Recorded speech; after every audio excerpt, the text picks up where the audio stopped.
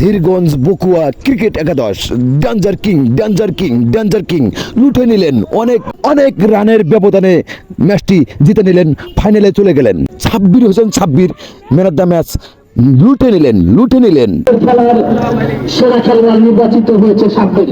Man of the ম্যাচের পুরস্কার তুলে নিচ্ছেন কাউসার ভাই, ফেরদৌস ভাই, হাফিজ মামা, রাফিক সোহান রয়েছে।